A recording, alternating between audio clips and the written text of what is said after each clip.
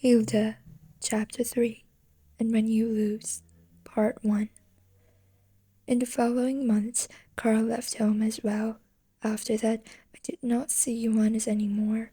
Rumors spread that his family had been forced into the military. Every now and then, I stopped Bauer in the school's hallway, and we would talk. Our relationship opened up more with each passing day. I felt like an abandoned dog, once scared of its owner, but slowly growing more comfortable around Bauer with each conversation. I would visit Bauer after school sometimes. With Dad away, there was no one to question where I went or what I did. And Mom, she only thought of me when there was work to do in the shop. That was the rhythm of my life. The shop itself, it was getting emptier by the day. The shelves, once filled with fresh bread, fruit, and meats, now stood half bare, collecting dust. The air smelled stale, like the fading sense of normalcy in our town. People still came in, but not like they used to. They couldn't afford it anymore. It was nearly the end of the year, a time that should have felt festive, filled with the warmth of preparations for the holidays, but instead of the usual bustle, there was a sense of dread hanging over everything. Families who once bought food in abundance were now living with barely a loaf of bread, if anything at all. It wasn't just a lack of food, it was the weight of uncertainty, the unspoken understanding that things were not going to get better anytime soon. Mom tried to hide her worry, but I could see it in the way she sighed more often, how her eyes stayed fixed on the door waiting for customers who rarely came. Even when someone did come, they mostly asked for credits, but how long could we keep giving things away for free? I would leave the shop behind, slipping away to Bauer's place, where, for a little while, I did not have to think about the shop's failing business or the war that was slowly swallowing us whole. Bauer's company became a refuge from all of that. She'd offer me tea, and I'd watch her cat curl up by the fire, purring softly in a way that almost made the whole world normal again. It was now late December, and after so many months, there was finally one day when Carl came back home with Dad. It felt surreal, almost like I had forgotten what it was like to have both of them in the house. The door creaked open, and there they were, standing in the entrance like ghosts of the past. Dad spotted me first. He took a step forward, his face weathered by months of absence and strain, and pulled me into a tight embrace. The rough fabric of his coat scratched my cheek, but I didn't mind. I could feel the stiffness in his body, the way he held onto me like I was something fragile. Carl stood behind him, waiting his turn, awkward as ever. When Dad let go, Carl stepped forward and hugged me too. He hadn't changed much, not in the way you would expect someone to change after being away for so long, but his hug, it was different, stiffer, more distant. I realized it wasn't just him who felt distant. I didn't know how to feel. There was something strange about it, this forced closeness after so many months of separations. We were still a family, but it was like we had all forgotten how to fit together. I looked at them, standing side by side. They had been off fighting someone else's war, and now they were back.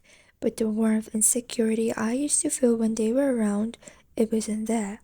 It had been replaced by something colder, heavier, like an invisible war that now stood between us. What had changed? Was it them? Was it me? Mom appeared from the back of the house, wiping her hands on her apron, and rushed toward them. She hugged Carl first, clutching him like she was afraid he might disappear again. Then she turned to Dad, her face softening for the first time in months. They didn't say much, just exchanged a few quiet words that I couldn't make out. Before I could sit down, Mom's voice cut through the air, sharp and worried. Why didn't Hans manage to come? The question hung heavy in the room, like a weight none of us wanted to bear. There was a silence, one that stretched uncomfortably long. Dad and Carl exchanged a look, something unspoken passing between them, but I could feel the dread creeping in before they even said a word. I turned to them. I didn't need an explanation. I already knew deep down what their silence meant. Hans wasn't coming back. The weight of that realization settled in my chest, tightening like a knot that I couldn't untangle. Mom stood frozen, her back to us as if she couldn't bear to face the truth. She turned slowly, eyes wide, searching the faces for something, anything that would tell her she was wrong. The silence from both Dad and Carl told her everything she needed to know. There was a long, suffocating pause before she screamed, her voice filled with a mix of disbelief and anguish. "Where is Hans?" No one answered. The words seemed to echo through the house, reverberating off the walls as though the walls themselves were trying to absorb the pain. I couldn't look at anyone. I stared at the floor, my hands gripping at the edge of the chair so tightly that my knuckles went white. Dad finally spoke, his voice rough and low. "He's not coming back." Mom let out a sound that was part of a sob, part of a gasp, as if the air had been punched out of her lungs. She staggered backward, her hands covering her mouth, eyes wide with the shock of hearing those words out loud. The silence that followed felt like a chasm between us, something so deep and dark that none of us could cross. I didn't cry, even though I felt like I should. It was like I was frozen, unable to move, to feel, to react. Hans was gone. He was gone, and nothing would bring him back. Mom collapsed into a chair, her body shaking with silent sobs. Dad stood there, staring at the floor as if by looking down he could avoid the weight of the grief settling over us all. Carl stayed silent, his face a mask of stone, though I could see the pain in his eyes. We had all lost something that day, something we could not get back. But life did not stop. The world didn't pause for our grief. The war still raged, and we were left behind to carry on. I stayed in my room until night, reading a book I borrowed from Bauer. I heard a knock on my door, and then it opened. It was Carl. "Aren't you going to make something for dinner?" he asked. "Yes, I'm coming," I replied, reluctantly putting the book down. "What are you reading?" he inquired, peering at the cover. "Rebecca," I showed him the cover. "English? What's wrong with your own language?" he scoffed. "There's nothing wrong. I just wanted to read this because I liked the story," I defended, feeling a mixture of frustration and determination. "English, that's stupid," he replied, shaking his head as he crossed his arms. I looked at Carl, silent, unwilling to argue further. The weight of our family's situation hung heavily in the air, and I did not want to add to the tension with a pointless debate. He asked, "Where did you get it?" "My literature teacher," I replied, trying to sound casual. "Is she supposed to work on English works?" he asked, skepticism lacing his tone. I felt the urge to defend Bauer. "She doesn't," I said quickly. "Our class is only about Fua's works and the other literature from within the country. I just asked her if she had this novel, and she did." Carl raised an eyebrow, his curiosity piqued. "What is her name?" My heart began to race, pounding against my chest as if trying to escape. "Bauer," I said, my voice barely above a whisper. "Miss Bauer." I watched his expression closely, hoping it wouldn't press further.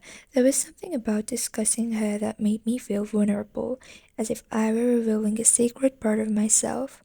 In that moment, I could see the wheels turning in Carl's mind, weighing his judgment of her against our family's precarious situation. He didn't respond right away, and I could feel the tension hanging between us, a fragile thread that could snap at any moment. He said, "Come make something for dinner," before turning on his feet and leaving the room. I let out a sigh, a mixture of relief and annoyance. It wasn't that I minded helping out, it was the sudden shift in the atmosphere that made me uneasy. My mind was still tangled in the thoughts about Bauer and the novel, and now I had to shake them off to focus on dinner. I stood up and stretched, feeling the weight of the afternoon settle on my shoulders. The house was too quiet, the absence of my mother's bustling energy palpable in the air. I made my way to the kitchen, its familiar scents and sounds offering a sense of comfort amidst the chaos of the world outside. As I gathered the ingredients, I glanced out the window, where the last traces of daylight were fading, casting a muted glow over the snow-covered streets. I wondered if anyone else felt the heaviness of our situation, the burden of uncertainty that seemed to hang over us like a storm cloud. Focusing on chopping vegetables, I let the rhythm of the knife against the cutting board ground me. Carl's earlier question lingered in my mind. Did he suspect something about my relationship with Bauer? The last thing I wanted was for him to think I was hiding anything or that I was getting involved in something I shouldn't. The sound of footsteps interrupted my thoughts as Carl re-entered the kitchen. "What's for dinner?" he asked, peering over my shoulder. I turned to him with a smile, trying to lighten the mood. "Just some soup and bread, nothing fancy." "Good enough," he said, grabbing a loaf from the counter. "I'll set the table." I realized Carl had set out 5 dishes on the table. As he placed the fifth dish down, he glanced at me, searching for my face for a reaction. I immediately looked away, pretending I hadn't seen the little act of defiance against the reality that loomed over us. We had to get used to the fact that we were not a family of 5 anymore, that Hans was gone and the emptiness left by his absence echoed through our home. It felt wrong to lay out a full setting when one of us was missing, a silent reminder of the weight we carried. Carl stood up and went to fetch Dad, who joined us shortly after with Mom trailing behind. As we settled around the dinner table, a heavy silence enveloped us, the kind that made the air feel thick and suffocating. Dad broke the silence first. "Hilda, how are your studies?" "Good, actually," I replied, hoping my answer would ease the tension. He leaned back slightly, studying me. "Are you doing better at geography this year?" I nodded. "Kinda. I'm trying more." Dad gave a slight nod of approval before asking, "And your teachers?" "They're good. Nothing special going on," I replied, feeling the weight of his gaze. Carl, ever the one to steer the pot, chimed in. "I guess you're more okay with Bauer now." I hesitated, choosing my words carefully. Yes, kinda." That's bro frowned. "Who is Bauer?" "My literature teacher, Miss Bauer," I replied, my heart racing. "Literature, stupid lesson, huh?" He scoffed. I felt a surge of defiance rising within me. Not really. I've come to know a lot about Phil's writings and the duty we have to the country." Carl wasn't done. "I just saw you reading an English novel." I rushed to explain. "That was just a novel. I like gothic themes, that's why I—" Mom interrupted, her voice laced with curiosity. "Bauer, wasn't that the teacher whose mom got suspended?" Dad's face hardened. "Did you?" "I guess so," Mom replied, turning back to me. "How old is she?" "I don't know. She seems around your age." I offered, hoping to keep the conversation light. "That's her. Stay away from her, Hilda," Dad warned, his tone broking no arguments. I felt a knot form in my stomach. They had no idea how much time I had spent with her. "But why?" I asked, genuinely perplexed. Mom's voice turned sharp. "You're asking why you shouldn't hang around with Jews?" "Yes," I said, confusion flooding my mind. Dad's voice grew more aggressive, a warning simmering beneath the surface. "Because we said so." For the first time, I felt a surge of rebellion. "But she doesn't seem like a bad woman. She's taught us a lot about Germany." Carl's voice erupted in anger. "Since when do you speak up against Dad?" "I didn't. I stammered, trying to explain. Enough, your food, Dad shouted, silencing me with a harsh command. I lowered my gaze, the heat of the argument boiling in my chest, and resumed eating, the clatter of cutlery filling the void left by our words. During the holidays, I didn't see Bauer at all. In fact, I didn't dare to get close to her when Carl and Dad were around. Once the holidays were finished, Dad and Carl left again, and that was the last time I would see Carl. He was killed in late 1940. Returning to school after Christmas felt even more disheartening. The atmosphere was thick with propaganda, and the lessons seemed increasingly absurd. I remember standing in the hallway waiting for Power early one morning, feeling a mix of anticipation and anxiety. And there she was, I saw her, and she saw me too. I smiled, a warmth spreading through me. I often think about that day. Did she feel as excited to see me as I did to see her? I had no way of knowing, but from her smile I could tell she was pleased. I stepped closer and hugged her in the hallway. She was initially taken back, but then she hugged me back, and in that brief moment the world around us faded. It felt like a small rebellion against everything else happening in our lives. She asked, "How have you been?" I replied, "Good, kinda." She furrowed her brow and said, "Why didn't you come over during the holidays?" I stepped out of her hug and looked at her, feeling a mix of guilt and frustration. My dad was around, and to be honest, they hate you. She nodded, her expression shifting to one of understanding. It was a familiar tension between us, one that reminded me of the walls we had to navigate. "So now you know why," she said. I said, "You never told me about your mom, that she was suspended." Bao sighed, her gaze drifting for a moment. "It was a long time ago. She stood up for her beliefs, and it cost her dearly. People like us, we don't have the luxury of making mistakes." She slowly asked, "How is the group going?" My heart raced at the mention of the group. I know I had to tread carefully. "It's still going. We're meeting in secret, trying to get our message out." Bowers' brow furrowed with concern. "You know you have to be careful, right?" "I know," I interrupted, my voice a mix of defiance and fear. She took a step closer, her expression serious. "You have to be cautious. There are not just ideals you're playing with, there are lives on the line." I swallowed hard, feeling the weight of her words. "I understand the risks, but what else can we do?" Bowers' eyes softened, but there was still a flicker of worry there. "Just promise me you'll be careful. I can't lose you too." "Promise," I said, even as a part of me knew the stakes were raising. I could see the resolve in her face, the same fierce determination that inspired me to act in the first place. "Keep me updated on what you're doing. I may not be able to join you, but I can help in other ways. Just remember it's important to have allies you trust," she said, a sense of urgency creeping into her voice. "I will," I assured her, feeling a surge of gratitude. Her support meant more than I could express, and I was determined not to let her down. As we stood there, an unspoken bond formed between us, strengthened by our shared convictions and the risks we both faced in a world that seemed increasingly dark. She said, "During the holidays, Telly's family was sent out of Germany."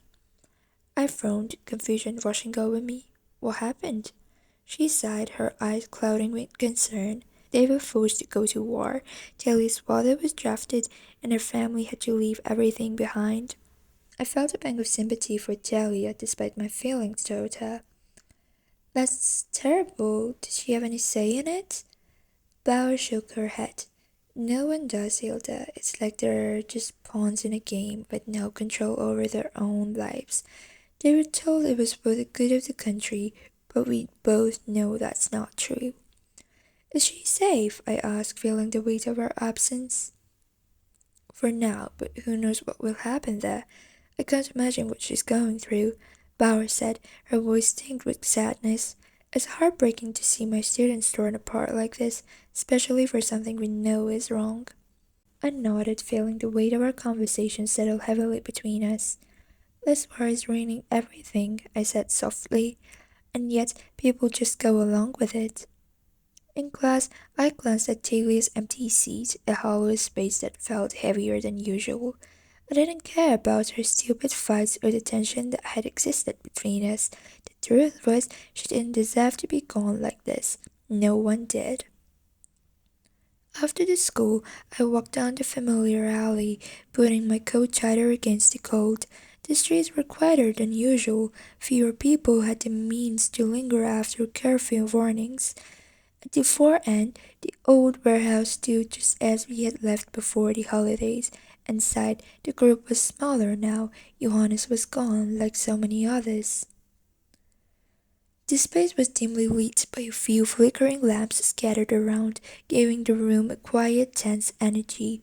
I wasn't sure who would show up, but I needed to be there to hear that not everyone had given up. As I entered, I saw the others huddled in small clusters. The leader, Paul, stood by the far wall, flipping through papers with nervous hands. He didn't look up when I came in. He never did, always too focused on what came next. But the others noticed. A few nods, barely any smiles. We were all too aware of the growing weight pressing down on our lives. Paul finally cleared his throat and addressed the group. "Welcome back, everyone. We've lost someone," he said, his voice carrying heaviness we all felt. "But we're still here, and that means something." I found a seat near the back, next to Anna, one of the quieter members. She whispered, "I heard Talia was sent east." I nodded, trying not to let my emotions show. "She won't be back anytime soon," Paul continued. "We need to focus on the small actions. We can't make a difference overnight, but we can disrupt the system, little by little." He started laying out plans for distributing leaflets and organizing secret discussions. Paul unfolded a worn map of the city on the table, weighed down at the consents with bits of scrap metal. The group's murmur died down as he tapped a finger on a few key locations. "These are the bakeries," he said, his eyes scanning the room. "They get the most traffic. If we can get our leaflets into the bread baskets, they'll be carried to dozens of homes before anyone realizes what's happening." Anna leaned forward. "Do we have enough to distribute? Printing's been scarce lately." Paul nodded, but he hesitated. "We'll have to be careful. Use the mimeograph we have at Wilhelm's place, but only when we know it's safe. One mistake, and that's the end of it." The tension in the room was palpable. We all knew the risks, but also we couldn't stop now. Everyone's eyes moved between the map and Paul as he continued explaining the plan. Carl, one of the younger boys, asked, "What about the church bulletin boards? If we can get a few notices up, people will read them before the authorities even have a chance to pull them down." Paul scratched his chin. "It's risky. The churches are being watched, and we can't afford to draw attention." Another voice chimed in, Greta, sitting cross-legged on the floor by the crates. "Then we need a decoy, someone who can distract the guards long enough for the flyers to be posted. Maybe a few of us could create a scene nearby." The group was silent, considering her suggestion. It was bold, riskier than anything we'd done so far. I shifted uncomfortably in my seat, realizing the stakes were climbing with every meeting. "We'll need volunteers," Paul said. His eyes swept the room. "Who's willing?" Anna looked at me, waiting to see if I would speak up. My throat was dry and my heart pounded, but I knew I couldn't back down now. "I'll do it," I said quietly. The words felt heavy as they left my mouth. "I can take some of the leaflets to the bakery near my home, and if we need a distraction, I'll figure something out." Paul's eyes met mine, serious but grateful. "Good, Hilda. Take Anna with you. You'll need someone watching your back." Anna nodded without hesitation. There was a fierce determination in her eyes, one that hadn't been there before the war. We weren't the same students who had once passed each other in school hallways. We were becoming something more, bound by shared purpose. As we divided up the task, the conversations turned quieter, more cautious. Carl was murmuring to Paul about alternate route out of town if things went bad. Greta was already sketching out plans for where we could hang the posters in the city. Everyone was deep in thought, preparing for what was coming next. After a while, Paul called the meeting to a close. "We'll reconvene next week, same time. Don't take unnecessary risks, and remember, if anything feels off, abort the mission."